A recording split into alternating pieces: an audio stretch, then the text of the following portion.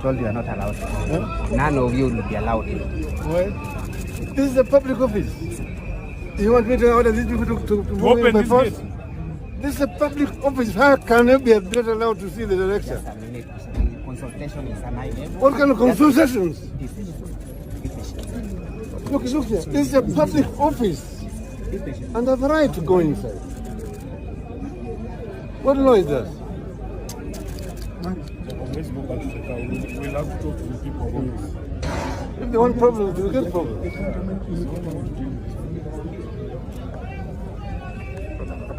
Raila's planned Maandamanos has absolutely nothing whatsoever to do with you and I, but just for him to achieve his own quest for power. And that is why he's always been perpetuating for the Maandamanos anytime that he's always outside the eating table. And if I'm just to say this without any fear of contradiction, is that his planned Maandamanos have got nothing to do with the high cost of living, but instead they are mainly purported to divert attention from the severe looting that was mainly orchestrated by the mongrel kind of government that was led by his handshake brother, the former president Uhuru Muigai Kenyatta, and himself. And in this episode, I'll just like to bring you up to speed onto the reasons as to why President Ruto may use the Maandamanos as a bait to trap the Right Honorable Raila Amolo Odinga. But before we concretize into that, in case if you're watching me for the very first time, kindly just consider hitting on the subscribe button. If you've been watching my videos and you have not subscribed, kindly just consider hitting on the subscribe button. And more so, if you're watching me from a different platform, either Telegram, TikTok or Facebook, kindly just head on over to YouTube, search for Mohamed Sudi. I'll be the first right person to pop up. If matters socio-economic and political matters are your great areas of concerns, kindly just consider hitting on the subscribe button so that each and every time that I upload a new video, it will automatically reflect on a notification panel. And by so doing, you'll simply be supporting my content.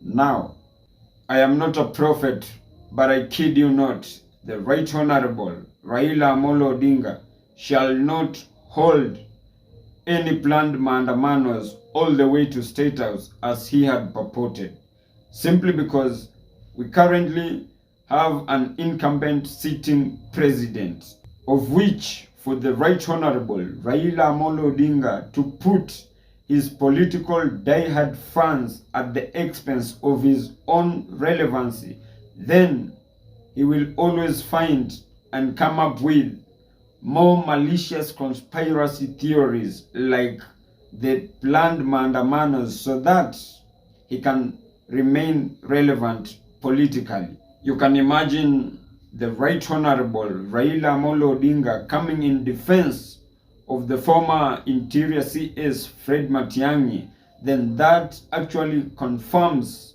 to you that the previous regime looted the country dry. And maybe through the same looted funds, the opposition could be using in sponsoring their weekly planned Maandamanos. Because for the first time since time immemorial, neither have we seen Stephen Kalonzo Musyoka carrying a plaque with a pay bill number for Kenyans to send their donations through it.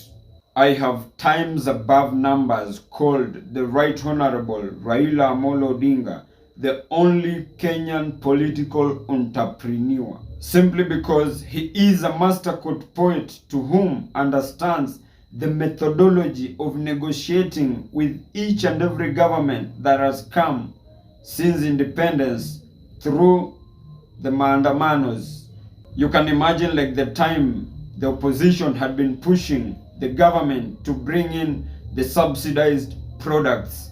Without any biasness, subsidized products ain't bad, but they are equally for a very short term, while those who benefit from those subsidized products through the disbursed funds are usually the cartels or the importing cartels who reap very big.